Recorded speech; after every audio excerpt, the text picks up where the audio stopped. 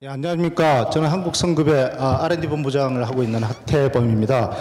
무엇보다 오늘 먼저 저기 맥리에 있어서 오늘 추진했던 에너지 패러다임 변화에 대항한 미래기술 개발 전략 포럼에 많이 참석해 주시고 또 좋은 의견을 개진해 주시고자 끝까지 남아 계신 여러분들께 많이 감사를 드립니다. 제가 이 에너지 패러다임 변화에 대항한 미래기술 개발 전략이라는 이 포럼을 저희 성급에서 준비를 할 때 딱 기억나는 그 말이 딱 두 가지였습니다.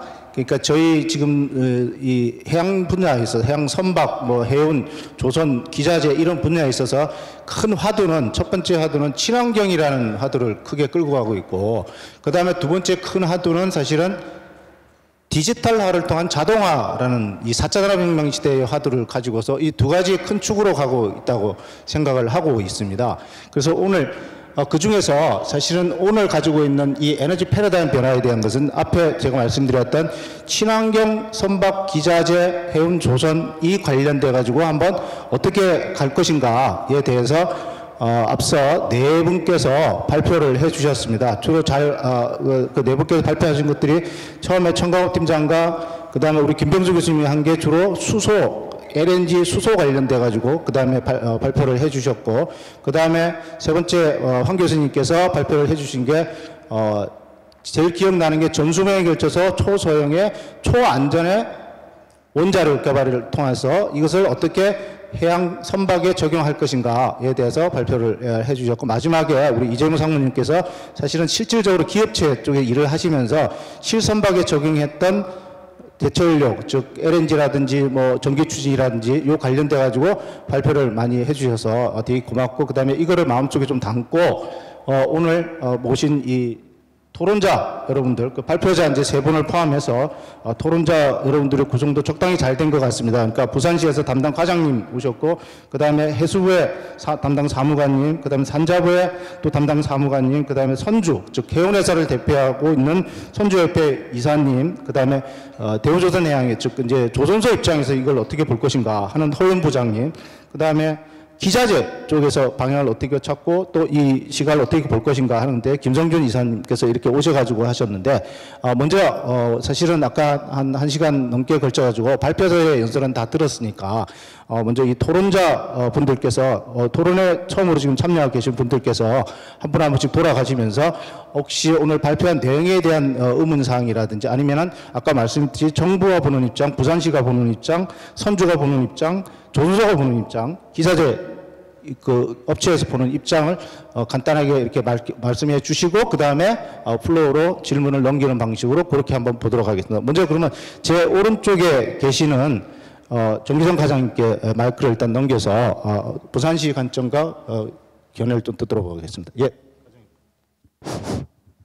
예, 안녕하십니까. 부산시 해운항만과장 정기성입니다. 오늘 네 분 발표하신 내용은 친환경 선박에 따른 기술적인 내용을 많이 발표를 해주셨는데, 그런 기술적인 사항에 대해서는 좀 쉽게 저희들이 좀 다가가기 어려운 사항이 있어서 친환경 또 선박 에너지 패러다임 변화와 연계해서 정책적 부분이거나 제도적인 어떤 부분에서 고민해야 될 사항이 없는지를 한번 저는 생각해 봤습니다. 일단 2020년 황산화물 0.5% 기준을 맞추기 위해서 이제 각 선사에서 여러 가지 대응을 하고 있는데, 크게 보면은 스크러버 장착, 또 저이왕 연료 사용, 또 지금 아까 말씀하신 LNG 선박 건조, 이런 세 가지로 우선적으로는 크게 규정할 수 있을 것 같습니다. 지난 5월 통계에 보면은 LNG 선박 발주 현황이 CMM, CGM 컨테이너 선사가 9척을 중국에 발주한 걸 포함해서 한 155척 정도가 지금 발주되어 있는 걸로 그렇게 통계를 봤습니다. 따라서 대부분의 선사들은 스크러브 장착이라든지 또 저이왕 연료를 사용하는 것으로 내년 IMO 황산화물 규제에 대응하고 있지 않나 이렇게 생각합니다. 그런데 지금 여러분 잘 아시겠지만은 해운선사 입장에서 보면은 친환경 이런 정책들이 거스를 수 없는 대세이긴 하지만은 저운임이라든지 이런 침체가 계속되는 상황에서 이런 규제에 모두 대응하기는 솔직히 쉽지 않다고 생각합니다. 그리고 국내 해운 산업도 지속 가능한 경영을 유지하기 위해서는 여러 가지 지원이 필요한 상황인데 거기에 선사들 입장에서는 상당히 부족하다는 생각을 많이 하고 있습니다. 과거 30년 정도의 어떤 해운 운임을 보면은 상품 가격은 몇 배 정도 올랐습니다만은 컨테이너 운임은 거의 제자리를 가고 있습니다. 그런 측면에서 보면은 이런 하주 측면에서 어떤 해상 운임의 어떤 그런 물류 비용 절감은 상당히 많은 이득을 취하고 있지 않나 이런 생각을 하고 있습니다. 따라서 이런 친환경 문제에 대해서도 하주 측에서 유류비 할증료와 유사한 어떤 그런 비용 부담이 일정 부분 필요하지 않나라는 게 제 생각입니다. 그래서 중앙정부라든지 어떤 정책적인 부분에서 이런 부분이 조금 같이 고려돼야 되지 않겠나라는 생각을 먼저 말씀드립니다. 두 번째로는 아까 세 가지 말씀 중에서 가장 선박 건조 측면에서 활발하게 진행되고 있는 것은 이제 LNG 선박 건조인 것 같습니다.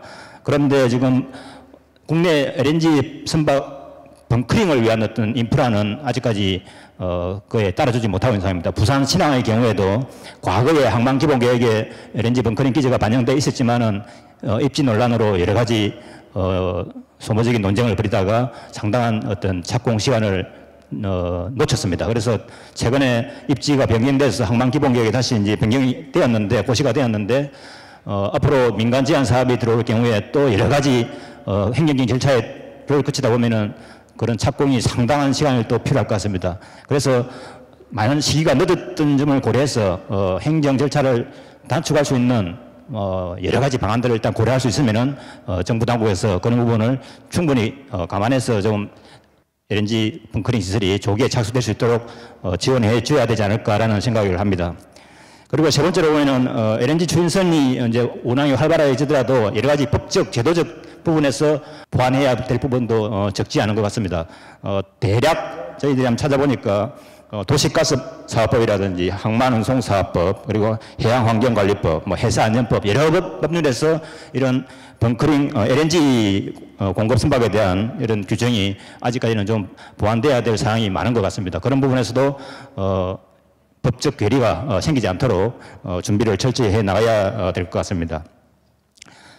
그리고 하나 더 말씀드리면은 아까 부재 발표에서도 나왔었는데 2030년 탄소 배출 40% 감축이라든지 50년 탄소 배출 70% 감축 목표가 만약 실현된다면은 지금 활발하게 진행되고 있는 LNG 선박 건조로서는 그 근본적인 대안이 될 수가 없다고 생각합니다. 따라서 수소 선박이라든지 수소 연료 전지라든지 이런 완전 무공해 선박 연료가 추진 기간이 궁극적인 목적이 될 수가 있을 것 같습니다. 지금 부산시에서도 수소선박 플랫폼 R&D 플랫폼 구축이라든지 여러 가지 정책을 추진하고 있는데 이런 부분에서도 정부 차원에 또는 지자체에서도 상당한 어떤 정책적인 힘을 많이 실어줘야 되지 않을까. 그래야 이런 미래에 이런 에너지 환경 변화에 대한 문제가 생기지 않지 않을까 이런 생각을 해봅니다. 오늘 주제에 대해서 저희 간략한 생각을 한 서너 가지로 추려서 말씀을 드렸습니다. 이상입니다. 예. 예, 고맙습니다. 부산시 정규상 과장님께서 크게 세 꼭지를 가지고 말씀을 하셨습니다. 그러니까 이게 친환경 선박을 위한 부산시의 해운 정책 지원은 어떻게 될 것이다라는 이야기가 말씀이 듣고 그다음에 이제 정부의 지원을 적극 요구한 것이 사실은 LNG 벙커링 스테이션을 확보를 해야 되는데 그런 것들에 있어서 정부 지원 필요성 그다음에 무엇이 되든지 간에 어떤 법적인 제도적인 장치의 그 확충이 없이는 안 되니까 이것 또한 완비할 필요가 있다 하는 것이고 그다음에 IMO 2050 탈탄소를 위해서는 수소선박 개발이라는 것은 필수적이다. 이와 관련해서 또 우리 정부라든지 부산시가 적극적으로 지원에 나설 필요가 있다라는 말씀을 강조를 해주셨습니다. 그럼 그 다음에 이제 저희 우리 해수부에서 오신 우리 양지영 사무관님께서 해수부에서 보는 시각 뭐 이런 것들에 대해서 과연 어떻게 보시고 계신지 한번 한 말씀 해주시면 고맙겠습니다. 예, 감사합니다. 저 해양수산부 양진영 사무관입니다. 그가 이제 그 IMO 업무 중에서 그 환경, 그러니까 선박 환경 규제에 대해서 저희가 업무를 담당하고 있습니다. 지금 해운업계에서 가장 이슈가 되고 있는 환경 분야 문제가 크게 보면 이제 두 가지가 있습니다. 하나가 내년 1월부터 시작되는 선박 연료유 0.5% 규제, 뭐 일반적으로 황산화물 규제라고 이야기하는데 이 황산화물 규제 하나하고 다른 하나가 오늘 논의 주제하고가 관련이 있는 이제 온실가스 감축에 대한 문제가 있습니다. 작년 4월에 이제 IMO에서 온실가스 초기 감축 전략을 채택을 했습니다.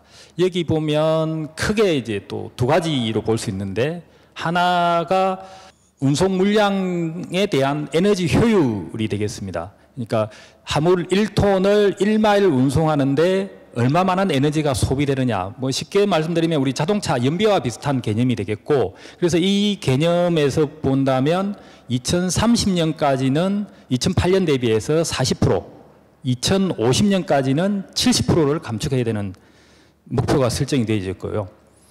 두 번째가 이제 해운 분야에서 발생하는 연간 총 온실가스 배출량을 2050년까지 2008년 대비 50% 감축해야 되는 그런 목표가 지금 설정되어 있습니다.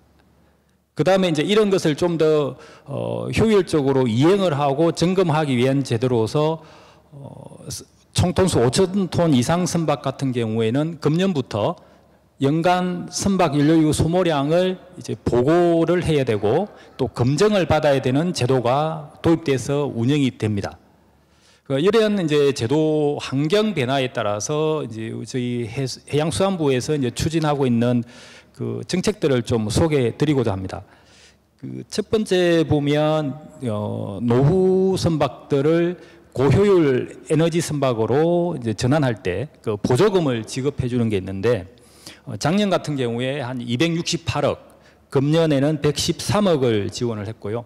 그러니까 뭐 이렇게 주제 발표하신 내용도 있지만은 항만 예선을 LNG 추진 선박으로 대체하는 사업에 대해서 저희가 이제 금년부터 한 30% 지원하는 보조 사업을 진행을 할 예정입니다. 그 다음에 이제 해양진흥공사에서 LNG 추진 화물선, 신조하는 화물선에 대해서도 역시 재정 보정을 해주는 정책을 추진을 하고 있습니다. 그 다음으로는 이제 그 민간 선박뿐만 아니고 정부나 공공기관이 운영하고 있는 이 관공선들을 좀 친환경 선박으로 대체를 함으로 해서 이쪽 관련 분야의 산업을 좀 이렇게 선도 내지는 유도하자는 측면에서 관공선에 대한 LNG 추진화를 추진하고 있습니다. 금년 7월에 이제 울산에 있는 청항선을 이미 LNG 추진선으로 이제 준공을 했고, 금년에 두 척, 그러니까 인천과 여수에 있는 청항선 두 척에 대한 그 추가 발주가 예정되어 있습니다. 그 다음에 이제 이 LNG 추진선으로 하기 위해서는 뭐 일정한 규모라든가 또는 그 선박의 특성에 따라서 좀 제한 요소들이 많습니다.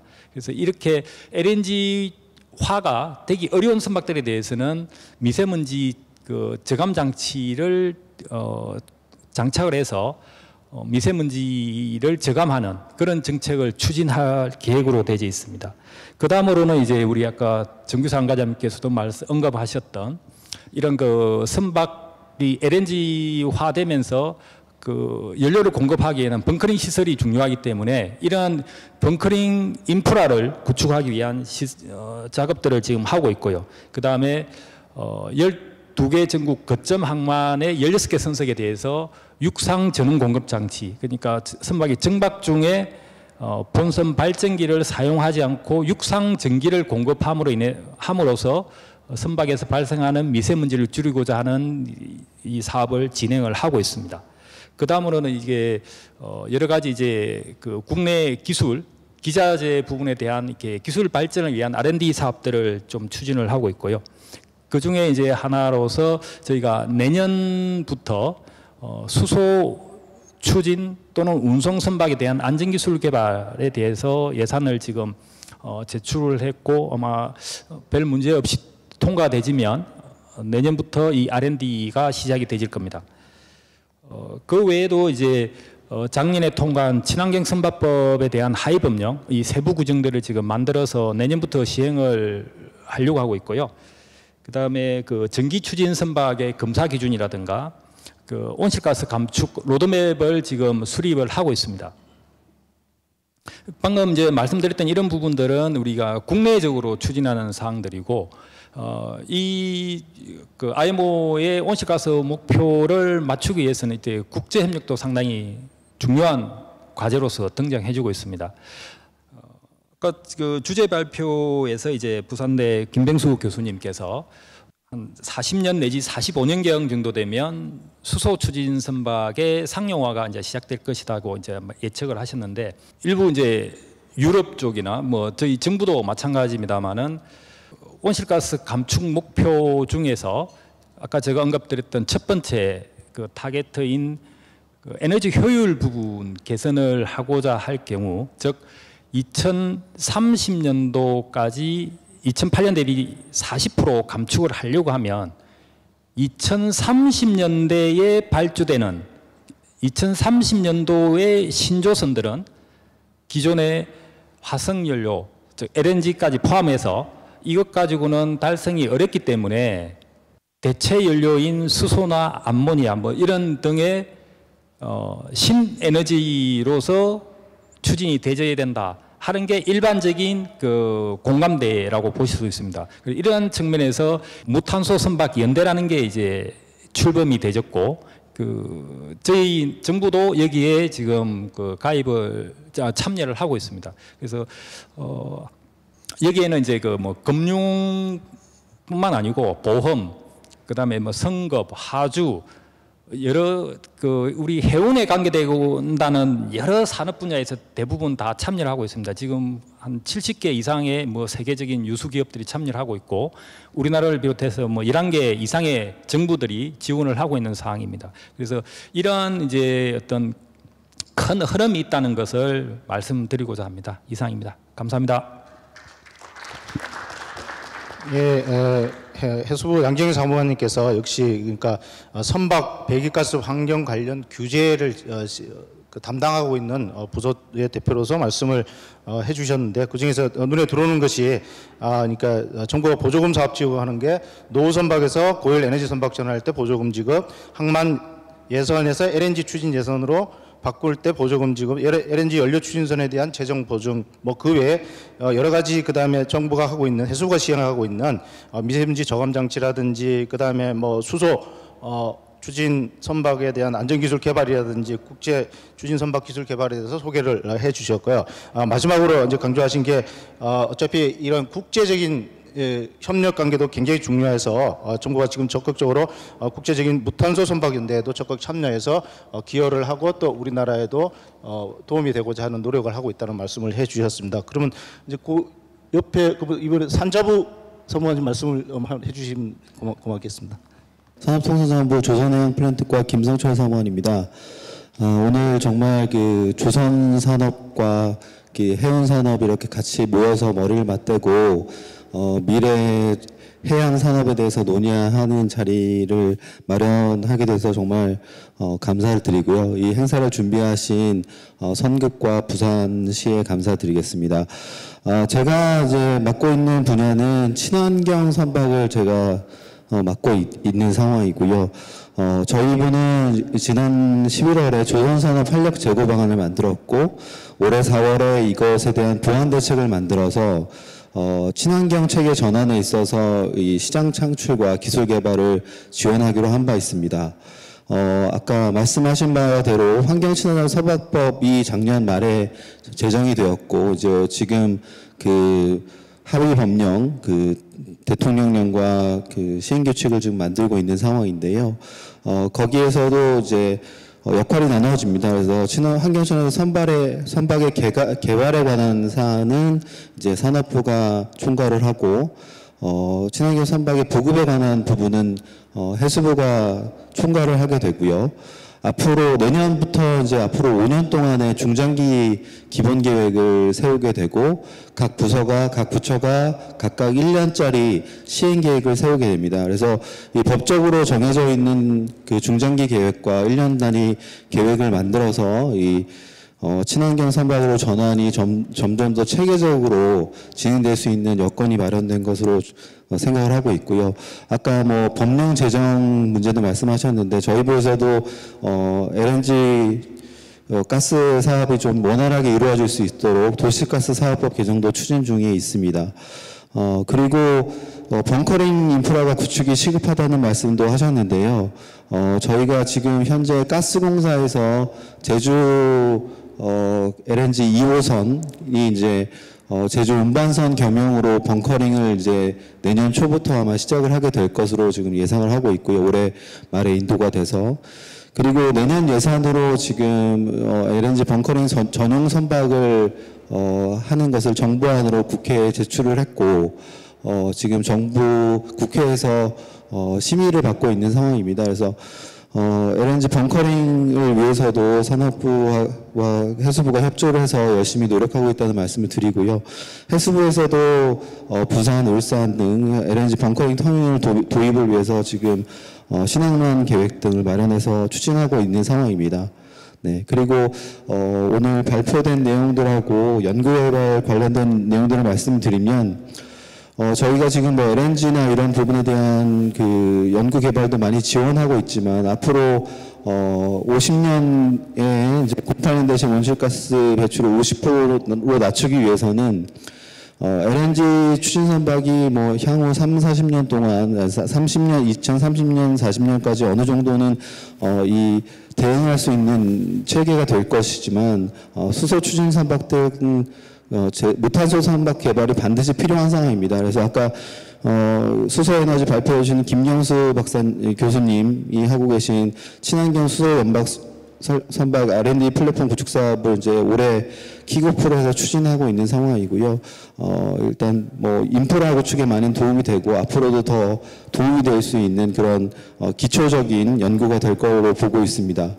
그리고 앞으로 말씀하신 대로 본부장님 말씀하신 하태호 본부장님 말씀하신 대로 해운산업의 지금 화두는 친환경과 뭐 스마트 자율운항이라고 표현되는 그런 두 가지가 지금 선박 시장의 큰 화두인 것 같습니다. 그래서 그 핵심 역량 보유를 위해서 올해 자율운항 선박 기술개발 사업이 올해 예타를 통과해서 5년 동안 1,600억 원을 지원하게 되고 그 부분이 이제 올해 예타가 통과가 늦게 됐기 때문에 본 예산에 반영을 못했는데 지금 뭐 산자중기위원회에서 논의하는 과정에서 일단 긴급하게 추진해야 된다고 해서 이제 증액을 해서 추가로 자율운항 선박을 또 내년부터 개발 사업을 추진할 계획으로 있습니다. 그리고 지금 현재 한국형 스마트 K야드라고 해서 조선소에 자동화하는 부분에 대한 예타를 추진하고 있고요. 오늘 저희 과장님께서도 여기 참석을 하시고 싶어 하셨는데 이 스마트 야드 오늘 발표회가 있어가지고 오늘 참석을 못하게 되셨습니다. 양해 말씀드리고요. 그리고 마지막으로 지금 글로벌 미래 친환경 선박 핵심 기술 사업을 이제 6천억 정도로 그 예타를 추진할 계획이 있습니다. 그래서 현재 방금 말씀하신 여러 가지 대안들, 수소, 암모니아, 뭐 메탄올, 그 다음에 원자력 등 여러 가지 기술 대안과 이런 것들에 대해서 중장기적인 관점을 가지고 이 기술 개발들이 중간 브릿지 역할을 할 수 있는 기술 개발들이 충분히 될 수 있도록 단계적으로 기술 개발을 지원해 나갈 계획입니다. 이상입니다. 예, 고맙습니다.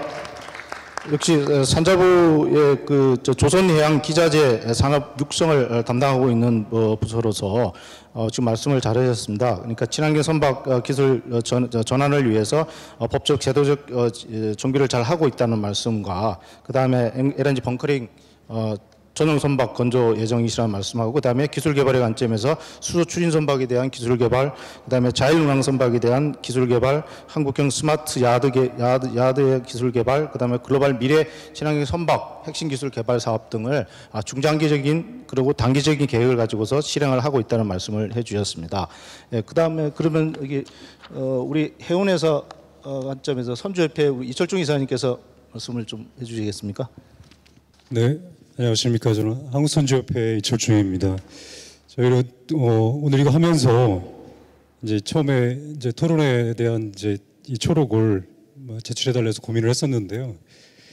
여기에서 우리들이 이제 저희들은 계속해서 어떻게 보면은 도전에 직면해 있다고, 특히 2020년에 그런 모든 도전들이 집중되고 있다고 이렇게 생각을 하고 있습니다.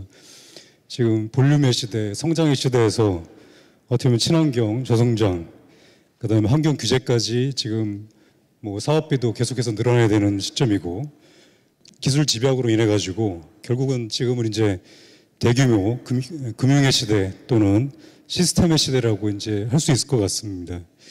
그래서 저희가 몇 가지 이제 저희가 생각하는 것들을 미래의 에너지 패러다임 쪽에서 생각하는 부분이 있다면은 한때 지금 LNG로 이제 모아지고 수소로 모아지고 이런 어떻게 보면은 딱 답이 정해져 있는 것처럼 그런 여러 가지 그 R&D라든지 이런 정책 포럼했을 때 나왔었습니다. 그런 데서 이게 계속해서 제가 말씀드리고 싶었던 것은 우리가 포트폴리오를 다양하게 가지고 가야 된다. 그래야지만 미래의 도전을 극복할 수 있다 이렇게 생각합니다. 예를 들어서 2020 그 설파캡에 대한 부분에서도 우리가 가지고 있는 옵션은 저유확률을 쓰는 거, 그 다음에 스크럽으로 대표되는 EGCS를 쓰는 거, 그리고 LNG 추진 기관을 사용하는 거. 이 세 가지만 가지고 옵션을 가져갔었습니다. 근데 그 중에서 우리나라는 다른 나라와 다르게 많이 준비를 못하고, 그 다음에 우리나라가 다른 나라보다 해운 경기가 어려웠기 때문에 더 준비가 어려웠습니다. 오늘 여기다가 플러스 해가지고 어쩌면 기존 벙커에다가 쓸 수 있는 또 첨가제도 하나의 또 대안이 될 수 있지 않나 하는 생각까지도 가지고 있습니다. 그래서 거기에 대해서도 검토하고 있습니다. 그래서 사실 오늘 이 주제 발표를 들으면서 지금까지는 저 처음으로 그 아군을 만났습니다. 아까 원자력에 대해서 말씀해 주신 우리 황 교수님이 제가 전에도 말씀을 드렸는데 우리 만약에 선원들의 운항하는 사람들 입장에서는 원자력을 타고 다니나 수소 폭탄을 싣고 다니나 똑같다. 그런 차원에서는 원자력을 갖다 터부시할 필요는 없다 하는 게 제 생각이었습니다. 그리고 원자력은 현재 기술에 대한 이슈 문제가 아니고 이거는 안보하고 정책 이슈가 더 큰 거기 때문에 그 부분을 해결하기 위한 구체적 노력이 뭐 10년이고 있으면 어쩌면 수소보다 빠를 수 있다 하는 게 저희 생각이었습니다. 그 다음에 또 말씀드리고 싶은 것들은 우리가 이런 다른 미래 기술에 대한 얘기를 하면서 좀 하나 빠진 게 있었습니다. 뭐냐면 우리가 또 약한 부분인 통신 부분이었습니다. 위성통신이 우리는 다 임대해서 쓰고 민간 거를 갖다가 쓰고 정밀하지 못한 것들을 그 다음에 끊겨서 쓰고 있습니다. 고비용을 내고. 그래서 사실은 미래에 우리가 이거를 시스템을 확보하기 위해서는 이런 위성통신을 비롯한 이 통신 기술에 대한 우리 기술 확보를 거기에 대한 인프라 구축을 우선적으로 우리가 투자를 해야 되지 않겠나. 정부가 투자할 부분이 아닌가 이런 생각이 듭니다. 그리고 네 번째 가장 중요한 부분에서는 사실은 이 LNG라든지 이런 부분들이 수소에 가기 전까지 디젤이 지금 100년 동안을 지배한 것처럼 LNG가 한 20년, 30년밖에 못 갈 거다 하는데 이것도 어찌 보면 트럼프 정부라든지 이런 자기네들의 국내 그 에너지를 갖다가 화석연료 많이 사용하게 하고 그 다음에 환경 규제를 갖다가 또 좀 제한하는 이런 국제적인 자기 국익을 위해서 하는 부분 때문에 LNG 시대가 좀 더 셰일가스라든지 이런 부분에서 오래 갈 수 있다. 이런 차원에서 너무 한쪽으로 집중해가지고 한쪽으로만 가는 것은 바람직하지 않다는 것을 다시 한번 강조하고 싶습니다.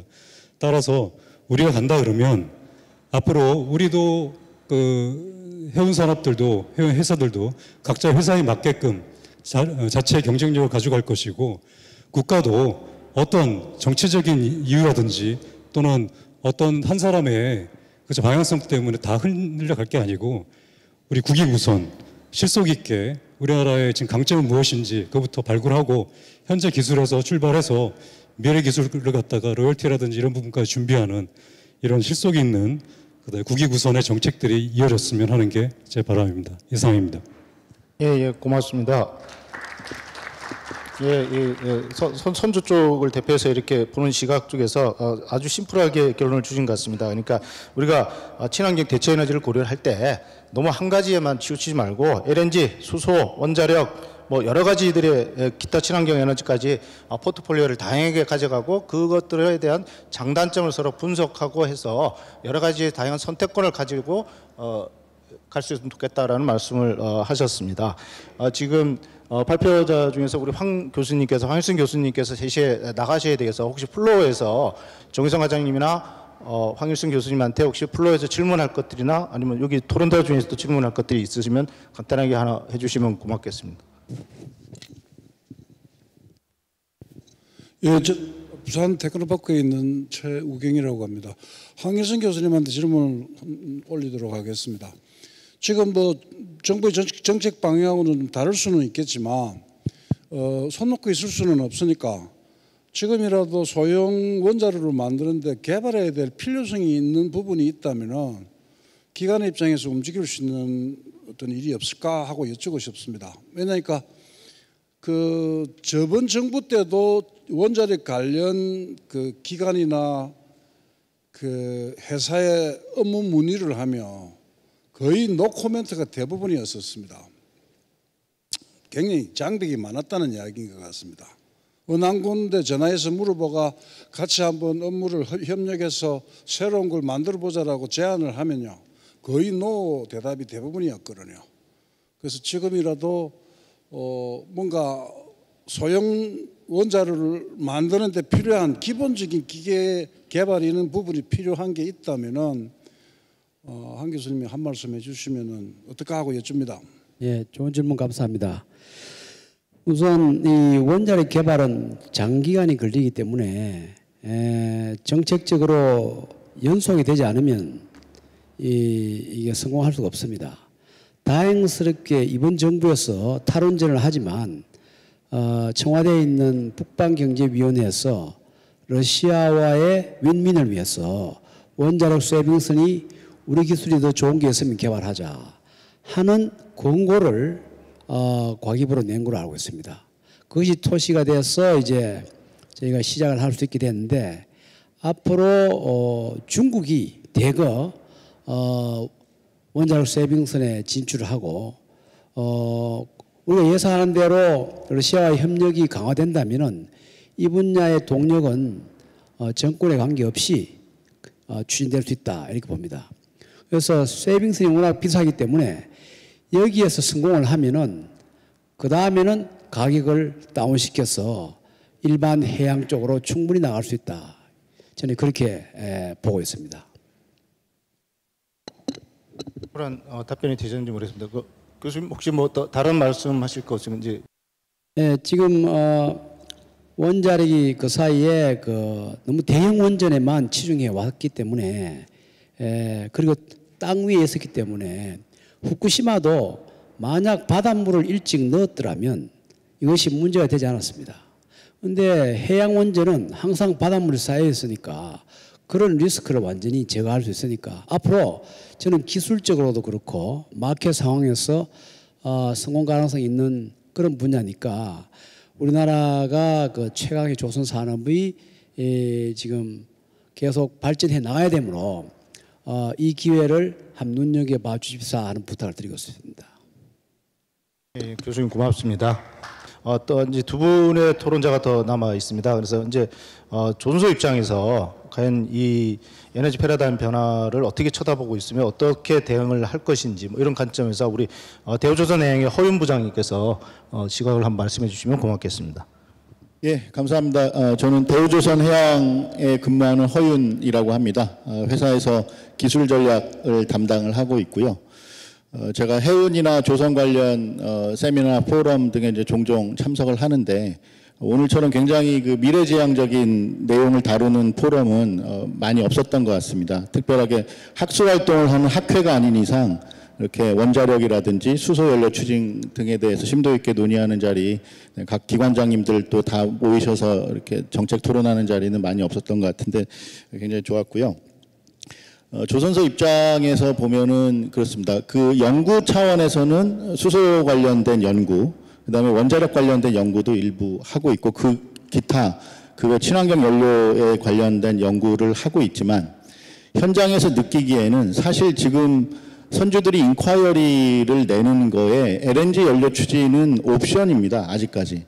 그러니까 결국에 당장 내년 2020년 1월부터 속스 0.5%를 어떻게 만족시킬까에 거의 초점이 세워져 있기 때문에 여전히 스크러버를 장착한 것을 기본으로 발주를 내면서 LNG 연료 추진이 되면 가격이 어떻게 되니, 뭐 효율이 어떻게 되니 이런 거를 옵션으로 제출하도록 되어 있습니다. 그러다 보니까 지금 당장 선주들한테 미래 친환경적인 친환경 연료에 대한 프로모션을 하거나 이럴 수 있는 상황이 아닌 점이 현재 상황이고요. 저희가 내부적으로 분석했을 때는 LNG 연료 추진은 그럼에도 불구하고 이제 대세가 될 것으로 생각합니다. 스크러버로는 CO2 배출 규제를 만족을 시킬 수 없기 때문에 LNG 연료 추진으로 가야 되는데, 선주들이 꺼려하는 것은 뭐냐면 당장 선가가 15에서 25%가 올라가게 됩니다. 일반 선보다. 그래서 분명히 페이백이 굉장히 짧음에도 불구하고 LNG 연료 추진을 선뜻 선택하지 못하고 전 세계적으로 LNG 인프라가 갖춰가고 있는 상황임에도 아직 여러 가지 불편함을 느끼고 있는 상황입니다. 더군다나 LNG 선사가 아닌 컨테이너 선사 혹은 탱커 선사는 LNG 연료 추진으로 바꾸려면 LNG 엔지니어들을 태워야 되거든요. 굉장히 고급 기술을 갖고 있는 선원들을 구해야 되는데 그것도 용이치 않은 상황인 거죠. 그래서 LNG 연료 추진만 해도 앞으로 갈 길이 굉장히 많다라고 생각이 되고요. 저희가 봤을 때는 이렇게 에너지 패러다임이 바뀌는 데는 키 드라이버가 3가지가 있는데, 물론 여기 다 아시겠지만 첫 번째는 환경 규제가 그걸 이끌어가고 있다고 보여지고, 두 번째는 인프라가 갖춰지느냐, 그 연료 공급을 할 수 있는 인프라가 있느냐, 기술적인 인프라가 있느냐, 제도적인 인프라가 있느냐, 이런 인프라 문제가 있을 거고요. 그다음에 이런 것들을 전부 고려했을 때 마지막으로는 경제성을 따지지 않을 수가 없는 거죠. 그래서 수소연료, 뭐 원자력 다 좋지만 그게 당장 적용했을 때 경제성이 오느냐를 선주들은 생각을 하지 않을 수가 없는 그런 상황이 됩니다. 그래서 LNG 연료 추진이 분명히 한계가 있습니다. 23% CO2 절감밖에 안 되지만 조선소에서 봤을 때는 연료뿐만 아니라 선형 개선이라든지 새로운 에너지 저감 장치, 그 다음에 디지털라이제이션도 디카보나이제이션에 굉장히 기여를 하는 부분이 있습니다. 운항 자율 운항을 하게 되면, 그러니까 완전 무인이 아니라 웨더 라우팅이라든지 트림 오프티마이제이션 이런 기술들을 접목을 시키면 한 7에서 8% 정도 에너지가 절감됩니다. 그래서 당장 지금 현재 있는 기술로만 가지고 LNG 추진을 하지 않더라도 여러분들 아시는 페이즈 3, 2025년에 만족시켜야 될 페이즈 3가 대형선에서는 거의 만족이 되고 있습니다. 중소선에 대해서는 제가 전문적인 데이터가 없어서 말씀을 못 드리는데 초대형 컨테이너선이나 LNG선 마찬가지고 VLCC, LPG 캐리어까지도 페이즈 3는 이미 디젤 베이스로 만족을 시키고 있습니다. 에너지 저감 장치나 스마트십 기술들이 나오기 때문에요. LNG 연료 추진을 하면 저희가 봤을 때는 40% CO2 절감까지 되고 조금 더 노력하면 50%까지 CO2 절감이 된다라고 저희는 계산을 하고 있습니다. 이 얘기는 뭐냐면 2030년 IMO 그 GHG 스트래티지가 2030년 기준으로 40% 절감, 그 다음에 세팅은 안 됐지만 그냥 이렇게 리니어하게 본다면 2040년 정도에 한 50% 절감을 목표로 한다면 2040년까지는 LNG 연료 추진이 커버가 가능하다는 얘기입니다. 일부 월드클래스 선사 혹은 이런 쪽에서 친환경적인 기술을 적용했다고 치고 나오고 홍보하는 경우가 있는데 그 내면을 따지고 보면 그렇게 함으로써 훨씬 경제적으로 롱텀으로 봤을 때 이득이 되기 때문에 그런 거를 적용을 선제적으로 하고 굉장히 좀 친환경적인 이미지를 부각시키려고 프로모션을 하는 거거든요. 근데 그 이면에는 경제적인 게 깔려 있다는 겁니다. 굉장히 좋은 마음으로 규제가 정해지지도 않았는데 훨씬 더 많은 감축을 하는 사례는 거의 찾아볼 수가 없습니다. 그렇기 때문에 앞으로 20년간은 LNG 연료 추진이 대세가 될 것이다. 그리고 그 이후로는 분명히 전기 추진이 올 텐데 전기 추진이 과연 수소를 이용한 연료 전지로 갈 것이냐, 아니면 수소 분사에 의한 내연 기관을 여전히 쓸 것이냐, 수소를 배에다가 로딩을 해서 스토리지가 필요한 형태로 갈 것이냐, 아니면 메탄올이나 가스를 배에서 바로 개지를 시켜서 수소를 만들어서 연료전지에 투입을 할 거냐, 아니면 암모니아로 갈 거냐, 이런 굉장히 많은 그런 얼터너티브들이 있는 상황이지 않습니까? 그래서 지금 조선업계에서는 하나의 기술로 세팅을 하고 거기에 완전히 몰입해서 연구할 수 있는 상황은 아니고요. 2040년까지는 LNG선이 대세가 될 거기 때문에 LNG 추진에 관련된 각종 기술들을 훨씬 더 고도화시키는 작업을 최우선 하고 있고, 기타 전기 추진 방식이나 수소를 이용한 연료전지 방식 혹은 내연기관 방식 등에 대해서 피저빌티 스터디를 하고 있는 상황입니다. 그래서 LNG 연료 추진에 관련돼서 좀 말씀을 드리면 가장 중요한 게 기자재 육성입니다. 아까 선가가 15에서 25%, 요새는 좀 낮아져서 한 10% 정도도 되는 것 같습니다. 10에서 한 20% 정도로 말씀드리겠습니다. 선가 향상 부분의 대부분이 고급 기자재를 쓰기 때문에 그렇습니다. 근데 국내에 많은 기자재 업체들이 있지만 아직도 핵심적인 LNG 펌프나 LNG 고압의 컴프레서, 밸브류 등을 원활하게 납품할 수 있는 기자재 업체가 많이 발굴되어 있지 않습니다. 그래서 그런 부분 요새 산업부하고 이렇게 여러 조선사들 굉장히 많은 토론들을 하고 있고요.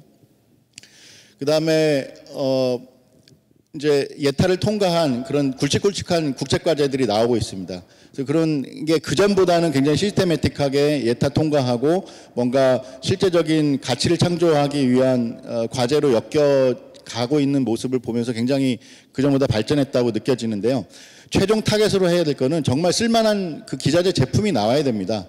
요소 기술을 국제과제를 통해서 확보하는 것도 굉장히 중요하지만 결국에 유럽의 벤더들과 직접적으로 경쟁할 수 있는 그런 고급 기자재가 나올 수 있는 방향으로 국책 사업이 진행돼야 되고, 그런 부분에 있어서 조선소 입장에서도 굉장히 많은 그런 기여를 하려고 이렇게 준비를 하고 있습니다.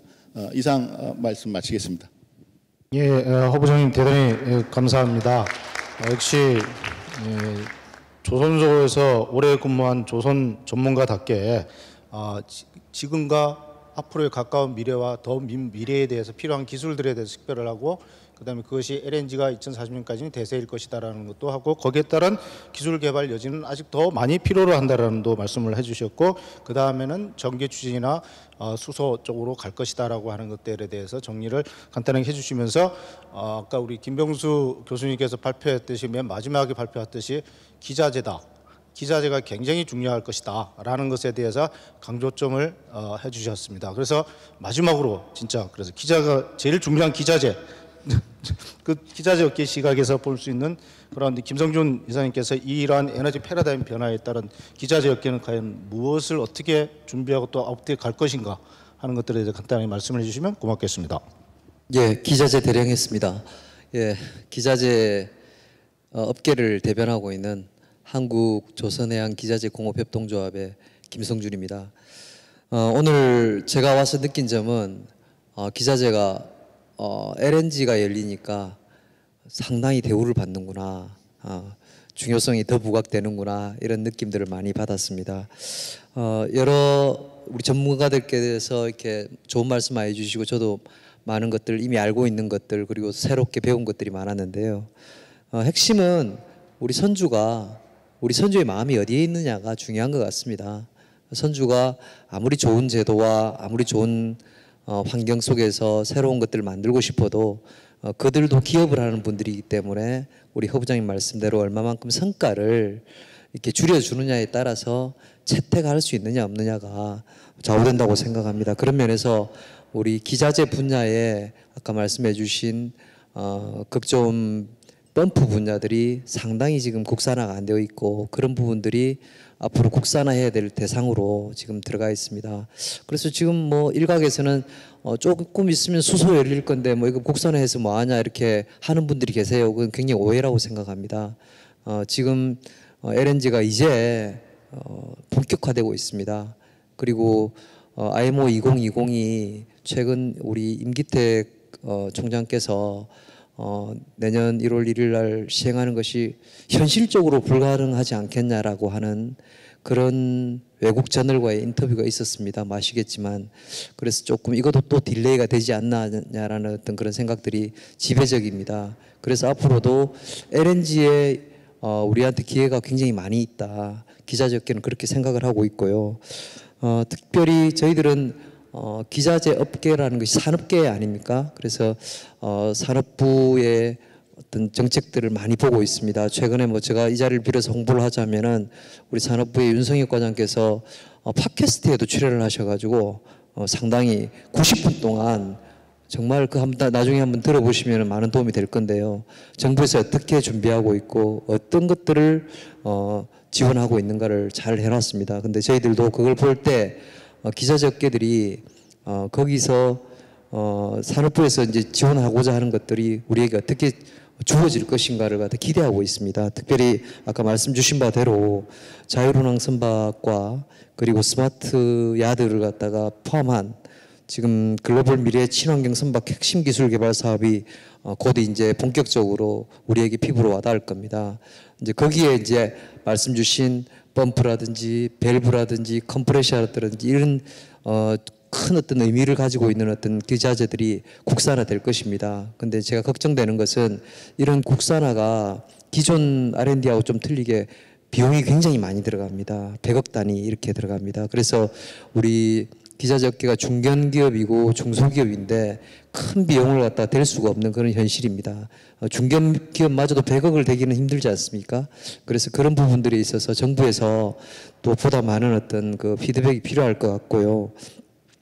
그리고 또 부산대학교에 우리 김 교수님께서 말씀해 주신 수소 추진 선박과 관련돼서 지금 한참 진행 중인데 LNG 쪽은 이게 지금 이 기존에 나와 있는 기술과 시장이 같이 열리고 있습니다. 그래서 중첩되는 부분이 조금 없지 않아 있어서 조금 이렇게 이게 순서 맞추기가 힘든 어떤 그런 경우도 있었는데요. 수소는 완전히 이제 백지에서 출발하는 거라고 저는 생각합니다.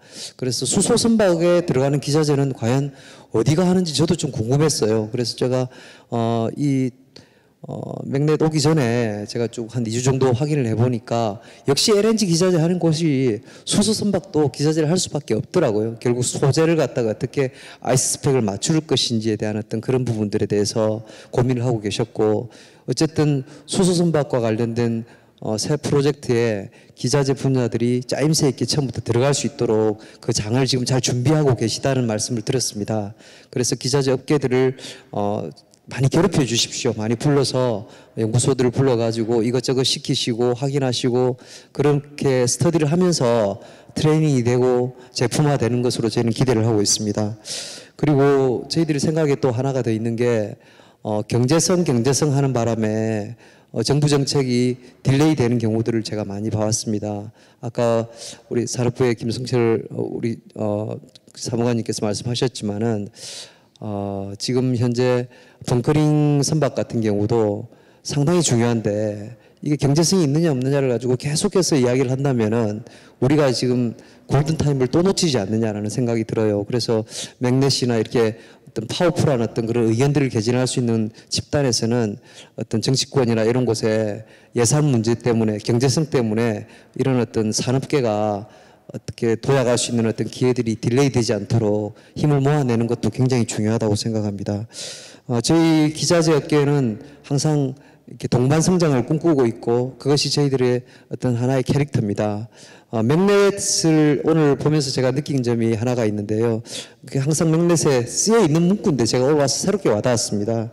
맥넷이 바라보는 지향점이 해양 산업의 균형 발전이라고 합니다. 균형 발전적 측면에서 기자재 업계가 굉장히 중요한 어떤 균형 발전의 파트너가 되지 않는가 이런 생각들을 많이 하게 되었습니다. 끝으로 이렇게 기회를 만들어 주신 우리 이정기 회장님께 감사 인사드리며 말씀을 맡겠습니다. 감사합니다. 예, 고맙습니다. 역시 기자재 업계 그 대변자답게 현재 지금 필요한 것들이 무엇인가를 정확히 식별을 해서 LNG에 관련되는 기자재 국산화도 아직 해야 될 게 좀 많이 남아 있다. 그다음에 디지털 자동화에 따른 기자재 개발도 굉장히 많이 필요한데 업계의 그 열악한 재정 상태를 고려해서 국가에서 좀 많은 역할을 지원하는 역할을 좀 해줬으면 좋겠다는 것을 말씀하셨고 수소 추진 선박 관련돼서 관련 기자재는 지금 시작하는 단계니까 시작할 때부터 기자재 업체랑 같이 끼어서 좀 잘했으면 좋겠다라는 것이고, 그다음 마지막으로 말씀하신 게 너무 경제성에 치우쳐가지고 정부 정책이 조금 늦어지지 않게끔 했으면 좋겠다라는 것을 말씀하셨고, 그리고 이제 마지막으로 동반 성장을 꿈꾼다. 그리고 어저께도 조선 상생 교육 프로그램에 제가 다녀왔는데 거기서도 이제 화두는 동반 성장이라는 그 화두를 가지고 있습니다. 그래서 지금 말씀 잘하셨습니다. 그러니까 뭐냐면 해양 산업의 균형 발전을 위해서 저희 맥넷이 열심히 뛰고 있다라는 측면 다시 한번 말씀을 드리고, 그래서 이것으로 우리 이 단상에 있는 또 토론자들의 말씀은 이제 끝내고, 그다음에 이게 플로어에서 이 단상에 계신 분들을 향해서 질문을 할 것이 있다거나 아니면은 또 소견을 말씀해 주시면은 답변을 하도록 하겠습니다. 예, 저쪽 플로어. 예, 아무튼 저는 한국 승급에 근무를 하고 있습니다. 근데 오늘 아주 발표도 인상적이었고, 특히 오늘 이제 해수부, 산자부, 그다음에 선주협회, 그다음에 조선소, 기자재 이렇게 오셨는데, 제가 이제 몇 년 전에 이제 애국에 한 4년을 있었습니다. 4년 있었는데, 제가 이제 그 기자재 검사를 다니면서 북유럽에 있으면서 스웨덴의 괴텐버그, 그다음에 덴마크의 올보그, 그다음에 말메 이런 데 다니면 먼지만 풀풀 날리고 아무것도 없습니다. 그게 한 50년도, 1950년도에 조선이 어마어마하게 활성화돼 있어서 유일하게 있는 게 그 박물관만 있어요. 박물관이 이제 사진 뭐 절비 이렇게 해놓고, 그래서 제가 꼭 박물관을 방문해서 그 당시에 산업이 얼마나 활성했던 걸 그냥 느꼈고, 현재는 먼지만 날리고 기자재 업체 한두 개만 있는 상황입니다. 제가 여기 다시 한국에 와서 현재 이제 여러 가지 우리 한국 성급의 LNG 관련 업무를 보고 있는데, 현재 잘 아시다시피 중국은 정부하고 금융기관이 짜고 그 능력 없는 이 기술력을 업그레이드하느라고 거의 반강제적으로 LNG를 짓고 있고, 그다음에 일본 같은 경우는 아시겠지만 그 오래된 모스타입을 고집하면서 자기 내부적인 그런 기술력으로 해서 국군이 지금까지도 국제 경쟁력이 있다면서 세계적으로 지금 열심히 광고를 하고 있습니다. 제가 국내 상황을 좀 이야기를 하면, 국내는 다 아시다시피 한 번 들어오는 게 해양으로만 뻗쳐갈 수밖에 없고, 특히 우리 조선 3사가 세계적인 조선 3사라는 건 누구나 부인할 수 없는 현실입니다. 저도 거기에 공감을 하고 있고요. 그다음에 조선이, 그런데 이제 세계적인 조선인 것은 LNG 선박을 그만큼 세계적인 조선소로 지었고, 그 LNG 선박을 진 기술을 바탕으로 해서 LNG 추진선이 곧 지금 짓고 있는 상황입니다. 그 상황에서 우리 해수부나 산자부나 뭐 관련 기관 단체들의 협조나 정책에 의해서 활성화되면서 지어가고 있습니다. 그런데 지금 제가 너무너무 안타깝고 아쉬운 부분들이, 우리나라가 조선만 일이고 해운 그 중간에 같이 가야 될 기자재, 뭐 관련 선급 기술력, 정부 정책, 이게 같이 가져야지 저는 우리 세대가 아니고 우리 자손들이 아까 제가 보고 있는 그런 50년대에 융성했고 지금은 먼지만 날리고 있는, 바람만 불고 있는 그런 항구 도시가 안 되려면 앞으로 후세대에 우리 자손들이 우리 조선 산업, 조선이 아니고 조선 관련 산업을 통해서 벌어먹고 세계적인 어떤 펼쳐나가야 될 어떤 한국, 대한민국의 어떤 모습이 되려면 조선만 세계 1위가 돼야 될서는 절대 안 되고 같이 가야 된다고 생각합니다. 같이 가야 되고 전부 다 같이 인프라가 구축이 돼서 같이 가고, 현재 어느 정도는 하고 있는 것으로는 알고 있습니다. 정부에서도 노력을 많이 하고 계시고 실제 많이 보입니다만은, 제가 안타까운 것은 조선만 1위는 안 된다.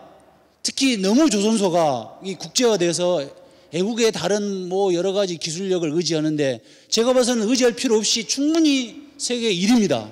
1인데 자꾸 애국 다른 기관들을 이용을 하시는 것 같더라고요. 그게 너무 안타깝고, 국내에서도 충분히 거기에 맞게 서포트하고 같이 갈 수 있는, 그래야지 현재 조선소에 계시는 분의 아드님, 동생, 아니면 형제들이 미래에 그 업을 먹고 우리나라를 이끌고 가게 될 겁니다. 이상입니다. 감사합니다. 그래서 지금 질문사항은 지금 제가 말씀드린 어떤 인프라 부분에 말씀을 드렸습니다. 그 부분에 대해서 우리 양 사무관님이나 이철중 사무관님께서 혹시 제 생각이나 이거에 어떤 생각을 가지고 계시는지 한번 여쭙고 싶습니다. 예, 감사합니다. 예, 아주 좋은 코멘트와 그러니까 지금 이제 결론적으로 말씀드리는 게 그거네요. 그러니까 해양산업의 상생 동반 균형 발전을 통해서 우리 후세대가 먹고 살 수 있는 먹거리를 제대로 만들어 주자 하는 관점에서 봤을 때 이 좋은 말씀을 해주셨고, 그다음에 이제 질문은 아마 우리 양기영 사무관님이나 김성준 사무관님께서 간단하게 답을 해주실 수 있을는지 모르겠어서 한번 마이크 넘기겠습니다. 예, 뭐 질문 감사합니다. 이게 전반적으로 이제 조선업과 관련 유관 산업이 어떻게 앞으로 지속 가능한 발전을 해 나갈 것이냐 하는 것에 대한 질문으로 저는 이해를 합니다. 그래서 뭐 지금 질문하신 분이나 뭐 저도 마찬가지입니다만은 대부분 이 업계에 계신 분들이 공감하고 있는 뭐 질문일 것 같고요. 그래서 물론 이제 저희 정부 입장에서도 조선뿐만 아니라 이 조선의 앞선 경쟁력을 바탕으로 해서 유관 산업이 같이 동반 성장할 수 있는 방법이 없겠는지 뭐 고민을 하고 있고요. 또 해운도 이와 더불어서 금융이라든가 조선과의 어떤 연결을 통해서 좀 더 경쟁력을 확보할 수 있는 방안들을 고민을 하고 있습니다. 아까 제가 뭐 조금 설명드린 그런 부분들도 보면 우리 조선이라든가 기자재 쪽에서 어떻게 R&D를 통해서 기술 경쟁력을 확보해 나가면서 우리 산업을 발전시킬 것이냐는 측면에서 지금 노력은 하고 있습니다. 근데 이제 다만 이게 피부에 와닿게 어떤 실질적인 성과가 나타나려고 하면 좀 더 이제 시간이 필요하지 않을까 이런 생각을 하고요. 아까 그 기조연설에 대한 이제 그 질문에서도 뭐 유사한 이렇게 질문이 계셨는데 지금 저희 이제 부하고 산업자원부하고 이제 공동으로 해서 친환경 선박법이 이제 제정되었고 아마도 이 법을 이제 근간으로 해서 양 부처가 어떻게 해서 이제 이게 조선 산업과 연관 산업들을 같이 이게 성장시키고 발전시켜 나갈 것인지 좀 더 고민을 하면서 좋은 성과가 나오도록 같이 노력해 나갈 것으로 생각을 합니다. 예. 혹시 모르면 또 김석철 사무님께서 좀 더 코멘트가 계실 거로 봅니다. 산업부 김성철입니다. 방금 말씀해 주신 부분처럼 먼저 한 가지 오해하실 수 있을 만한 사안이 있어서 좀 말씀을 드리면, 사실 산업부는 세계 조선 1위 하고 있는 대형 조선사를 거의 지원을 하고 있지 않습니다. 산업부에서는 거의 중소조선사와 기자재의 핵심 부품 개발이라던가 핵심 R&D에 대한 지원들을 주로 하고 있고요. 그런 부분에 대해서 조금 안타까운 측면은 뭐 그런 측면인 것 같습니다. 사실 아까도 말씀이 나왔었는데 이게 연구 개발도 돈이 많이 들어가지만 실증을 하지 못하면 결국 사용되지 못하는 이런 한계점, 이런 것들에 대한 그 말씀들이 많이 있는 걸로 알고 있고요. 저희도 그래서 이 실증 부분을 굉장히 강화해야 된다고 생각을 하고 있고, 이 미래 그 아까 말씀드렸던 6천원짜리 예타에서도 이렇게 기술 개발과 실증이 연계되도록 이렇게 해 나갈 계획이라는 말씀을 드리고요. 아까 기자재공업협회에서 말씀해 주신 부분 말씀드리면, 지금 국산화, LNG에서 국산화 부족한 부분에 대해서는 소재 부품 장비 예산을 통해서 지금 기존의 조선 3사와 기자재 업체들하고 조선협회 주관으로 해서 관련된 기술 협의들을 계속 해왔고, 관련된 부분들에서 지원을 지금 준비하고 있는 단계라는 말씀을 드리고요. 그리고 동반성장 측면에서 사실 그 조선 3사가 협력을 많이 해주시고 계시고, 저희 산업부에서는 중소기자재사와 중소조선사를 위해서 노력하고 있다는 말씀드립니다. 그리고 마지막으로 LNG 벙커링 선박 관련해서 아까 뭐 경제성 문제를 말씀하셨는데, 사실은 지금 저희가 국회에 제출을 하고 이 벙커링 인프라에 대한 중요성을 계속 말씀을 드리고 있는 상황인데, 일부 의원들께서 이제 민간 영역에서 할 수 있는 거 아니냐. 그러니까 저희 아까 이재무 이사님 말씀하신 것처럼 치킨은 애국 게임입니다. 이것은. 그래서 사실 정부 주도로 인프라를 확충해야 됩니다라고 얘기를 드리고 있는 상황인데, 일부 의원들께서 이게 민간에서 할 수 있는 영역이다 하면서 이제 뭐 감액 지적도 있으셨고, 그래서 지금 열심히 대응을 하고 있는 상황인데요.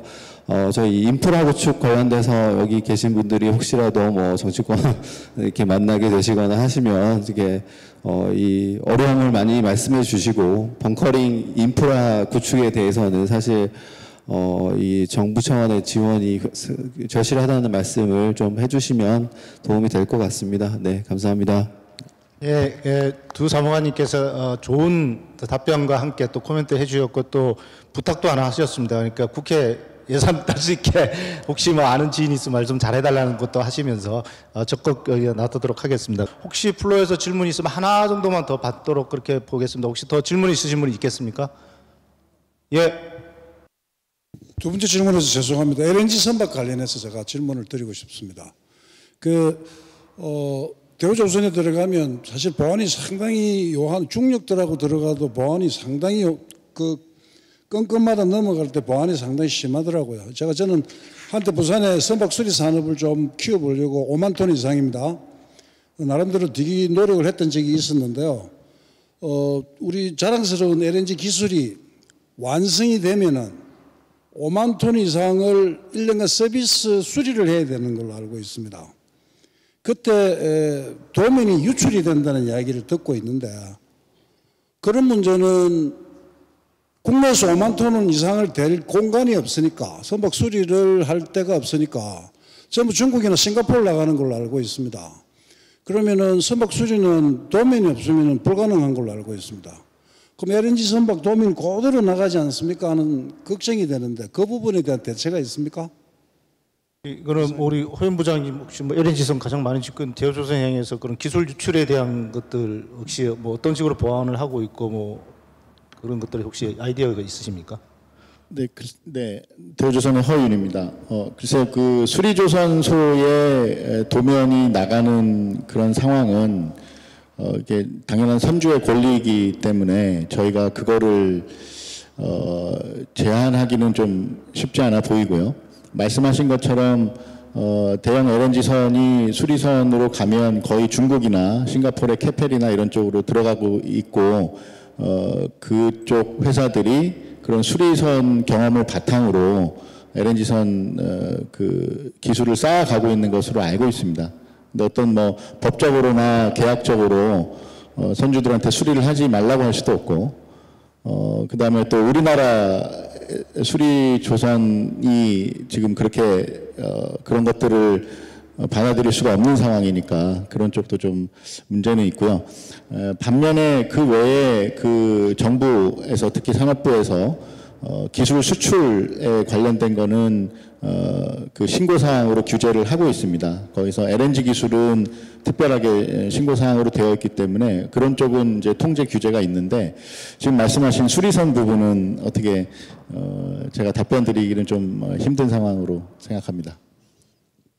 예, 답변 고맙습니다. 아마 답변 충분히 좀 모자라지만은 다른 데 또 알아봐야 될 문제들이 좀 있을 것 같다는 생각이 들고요. 그래서 이제 시간이 또 많이 지나서 이 토론을 마치도록 그렇게 하겠습니다. 먼저 이 토론에 참석해 주신 우리 발표자분들과 그다음에 토론자 여러분들, 그다음에 플로어에 계시는 청중 여러분들께도 굉장히 고맙게 생각하고 좋은 조언과 좋은 질문들, 그다음에 좋은 토론, 좋은 발표 다 고맙게 생각합니다. 그래서 2019년도 지금 맥락 전진대회를 저희가 이제 마치면서 2020년도에도 맥락 전진대회는 계속 전진할 것이다. 무엇을 위해서? 우리나라 해양산업의 상생 동반 균형 발전을 위해서 전진을 할 것이라고 약속을 드리면서 내년을 기약하면서 오늘 대회를 마치도록 하겠습니다.